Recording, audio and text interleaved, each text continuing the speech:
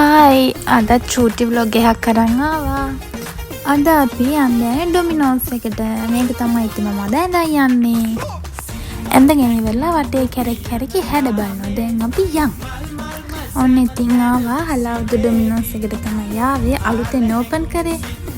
අපි දැන් ඇතුළට යන්කෝ. ඊට පස්සේ ඉතින් මෙනු එකෙන් ගන්න ඒවා ටික ඕඩර් කරා. මොනවද කන්න කියලා හිතා ගන්නත් බැරුව හිටියන්නේ. කීකෝ තියෙනවා.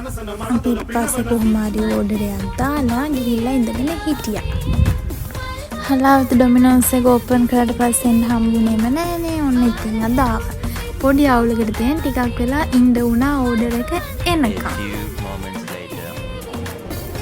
ඊට පස්සේ ඉතින් ඔන්න ටික වෙලා ගිහිල්ලා අපේ ඕඩර් එක ආවා. දැන් ඉතින් කන්න තමයි තියෙන්නේ.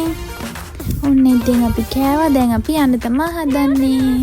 ඔහොමම යන ගමන් අපි මොලේකට ආවා. ඇඳුමක් ගන්න හලාවත ඉතින් ඇඳුමක් ගන්න තු ගෙදර යන්න හිතෙන්නේ නැහැ.